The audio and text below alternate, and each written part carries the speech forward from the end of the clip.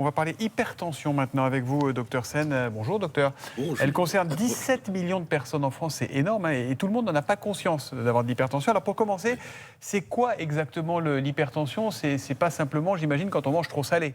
Non, absolument. L'hypertension, en fait, c'est quand la pression sanguine dans les artères est trop élevée. Alors, vous savez, souvent, il y a deux chiffres. On dit, voilà, j'ai 12, 8, etc. Le Quand on premier prend la chiffre, tension, ouais. voilà, pour quand on mesure cette tension. Et le premier chiffre, c'est quand le cœur se contracte et en systole, c'est la pression sanguine quand le cœur est contracté. Puis le deuxième chiffre, c'est le cœur, quand le cœur est relâché, c'est la pression sanguine quand le cœur est relâché. Et quand on a plus de 14,9, 149 mm de mercure exactement, eh bien on a une hypertension artérielle. Alors la seule façon de savoir si on a cette hypertension artérielle, c'est de la mesurer ou de la faire mesurer par son médecin. On peut le faire chez le pharmacien également. Ça, c'est des éléments qui sont essentiels. Et effectivement, Thomas, vous disiez, il y a le sel. C'est vrai que le sel, c'est un facteur de risque qui augmente bien sûr le risque d'avoir une hypertension artérielle. Mais pas seulement. Plus on avance en âge, la génétique, évidemment, en fonction de sa génétique, si on a trop de poids, si on prend trop d'alcool, l'excès d'alcool, et puis si on ne fait pas assez d'activité physique. L'insuffisance d'activité physique, c'est un facteur de risque authentique à l'hypertension artérielle.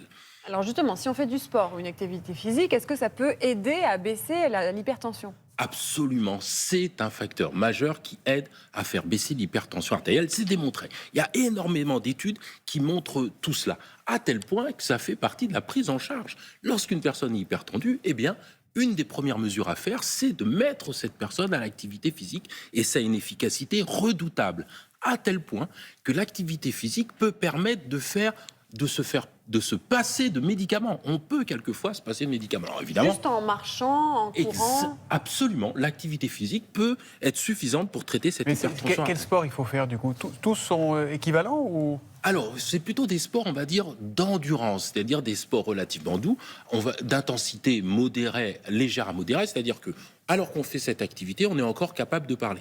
Alors, les sports, c'est par exemple les sports, on va maîtriser justement l'intensité d'exercice. Oui, la marche. La marche, ça c'est parfait, mais ça peut être le golf, ça peut être le jogging, ça peut être la natation, le vélo. Voilà, tous ces sports vont être particulièrement intéressants. Alors, oui, pardon, allez-y. Alors, ce qui est aussi important, c'est d'être régulier. Ça, c'est extrêmement régulier parce que on va se rendre compte qu'en faisant ces sports, ça va être efficace. Et si on mesure notre tension artérielle, on va voir qu'elle baisse. Attention, on ne modifie pas son traitement sans l'avis de son médecin, évidemment. Alors, quels exercices vous conseillez aux téléspectateurs qui nous regardent et qui souffrent d'hypertension? Il y en a beaucoup. Voilà, dès qu'on veut commencer à faire de l'exercice, déjà, on en parle à son médecin, évidemment. Éventuellement, il pourra faire quelques examens complémentaires. On fait un peu plus d'exercices chaque jour, c'est-à-dire qu'on essaye d'en faire un petit peu plus. On marche, on prend les escaliers, on fait du vélo pour se déplacer, pour aller au travail, etc. On essaye de faire ça. Et puis, on peut essayer 3 fois par semaine de faire des exercices qui sont les fameux exercices dont on a parlé. 3 fois par semaine et on a 2 jours un petit peu de récupération. Donc 3 séances d'activité intensive. Et puis à côté de ça, ce qu'on pourra faire également, c'est d'avoir des exercices de gymnastique, également de renforcement pour s'assouplir, pour avoir un meilleur confort d'exercice. Attention, ce qui est très important, c'est d'avoir une régularité de la pratique. Il faut pratiquer régulièrement, parce que si c'est extrêmement efficace, ça faut vraiment le rappeler. Et au bout de combien de temps ça a des effets? Très rapidement. Dès les premiers jours, voire les premières semaines, on a une efficacité sur sa tension. Donc bougez. Mais il faut le faire régulièrement pour que ce soit durable. Merci beaucoup, docteur Sen. Vous avez peut-être remarqué qu'avec Marie, on porte, et même Maud le porte, un petit bracelet jaune. C'est tout simplement parce qu'aujourd'hui, c'est la journée de lutte contre la maladie d'Alzheimer, dont France Télévisions est partenaire avec la Fondation pour la recherche médicale. Et il y a un moyen très simple, si vous le pouvez, de soutenir cette recherche médicale. Vous allez aller sur le site frm.org, comme fondation de la recherche médicale.org, où vous envoyez Agir par SMS au 92 300.